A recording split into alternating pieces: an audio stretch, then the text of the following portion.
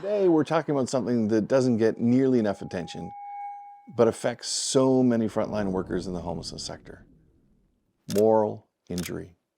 If you've ever felt the weight of making impossible choices, struggling with the limitations of the system, or feeling like you're fighting an uphill battle every day, this episode is for you.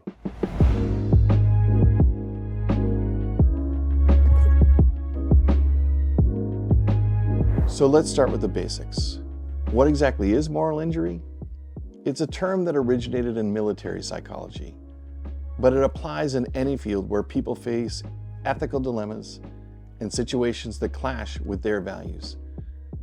In the homelessness sector, moral injury happens when staff witness suffering, when staff are forced to work within broken systems, or when staff have to make tough choices that leave them feeling like they've let someone down, even when they've done everything they possibly could.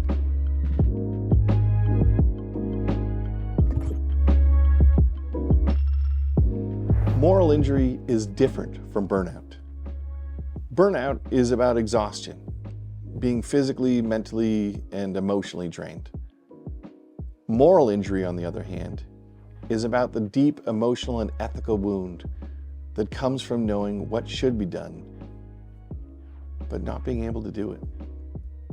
And when that builds up, it can lead to feelings of guilt, shame, frustration, or even resentment toward the work.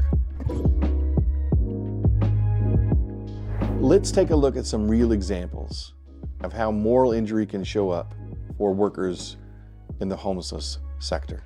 1, turning someone away due to lack of shelter beds. Imagine knowing someone has nowhere to go, that it's freezing outside, and still having to tell them that there's no room. That's a moral injury. Another example, navigating a system that creates barriers. A worker may know a person desperately needs mental health treatment, but restrictive policies, maybe a lack of funding, or long wait lists are preventing access. The worker is left feeling powerless. Or a third example, evicting a person from a shelter or program. Sometimes policy forces staff to evict someone for breaking rules, even when the situation is complex. The emotional toll of making someone homeless again is massive. And that can lead to other types of moral injury, like watching someone spiral without resources. And that is really, really, really hard, because when you see people return to that unsafe situation, despite all the help that you provided, it can create a sense of moral distress.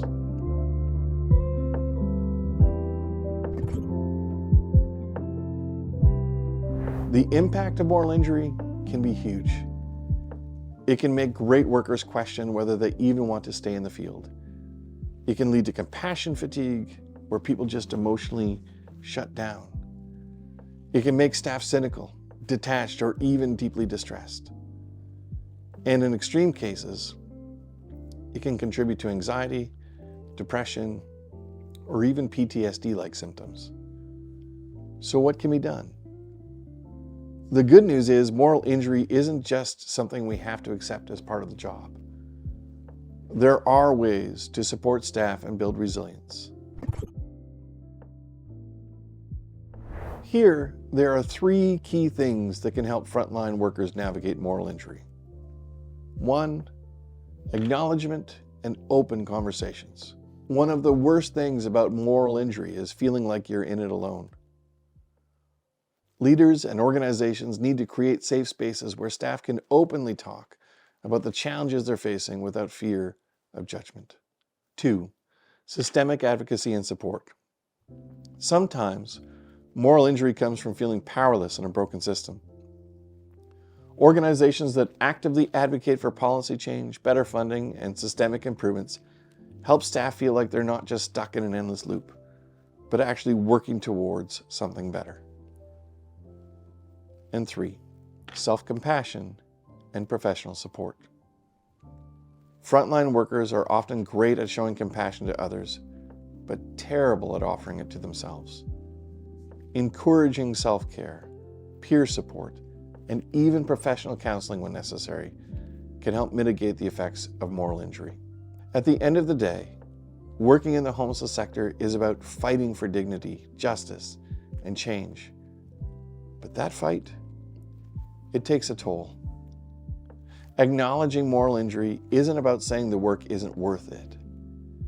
It's about making sure that the people doing this work are supported, that they're valued, and that they're able to keep going without losing themselves in the process. If this resonates with you, or if you know someone struggling with moral injury, share this video with them. And as always, please hit that like button, subscribe for more insights on the realities of homelessness work, and drop a comment below. Let's keep the conversation going, because none of us should have to carry this load alone. Thanks for watching.